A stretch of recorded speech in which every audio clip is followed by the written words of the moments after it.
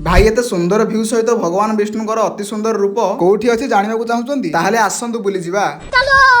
तो सकाळ बाजे निद भांगी सारला परे मु फटाफट फ्रेश हे गली देन आम फटो फटाकू काढी टिके पोछा पोछि करदेली तापर सब अखा गुडा को धरी चालिली मु आम पंचायत को काहे कि ना पंचायत रे आज चाउल मिलुची पंचायत रे तो आसी पहुंची गली एपटे खराटा सकाळ सकाळ बहुत जोरे देची एठी गरम गोळीमुळी रे किछि समय वेट कला परे फाइनली हमकु चाउल मिली गला आ चाउल नै कि कैप्टन रे मोर घर को मध्ये पळे आसिलु खरा को बहुत जोरे गरम लागु थाय तो मु फास्ट घर को आसी किछि समय बसी रेस्ट करनेली रेस्ट करि सारी मु चालली पोखरी को गाधेया पई पोखरी रे पहुंची फटाफट गाधेई पिधेई फ्रेश हे गली खिया पिया सारी मु आ मो सांग चालिलु सेई जगह को जो जगह को देखिया पई आपण वीडियो रे एपर्यंत मध्ये अछंती आ हां वीडियो रे शेष रे लोकेशन मध्ये कहिबी आ आपन को से जगह को जिबा पई हेले एमितिका प्रकृति रे सुंदर सुंदर नजारा को एन्जॉय करी जिबा को पड़िबो सतरे भाई से सुंदर सुंदर पहाड़ आ आकाश रो सुंदर व्यू ता सहित बहुत ही ठंडा ठंडा पवन मन को पूरा किणी नेउथाय तो फाइनली आमे आसी पहुंची गलु सेही मंदिर रे जोठी की भगवान विष्णु अनंत शयन रूप रे अछंती प्रथम तो ठाकुर को दर्शन कलु मंदिर रे किछि बापा माने सोई की रेस्ट मध्ये नउथिले मंदिर ऊपर थिबा गोटे छोटिया पहाड़ ऊपर को मध्ये आमे पळे आसिलु आ पहाड़ ऊपर रो नजारा किछि एमिति अछि बाकी एठी के आसी की तो बहुत खुशी आ शांति लागिला लोकेशन टा होची हमर नयागढ़ जिल्ला रो कुराळ ग्राम अंतर्गत लंडाबादु ग्राम रे थिबा साधु सन्थ पीठ।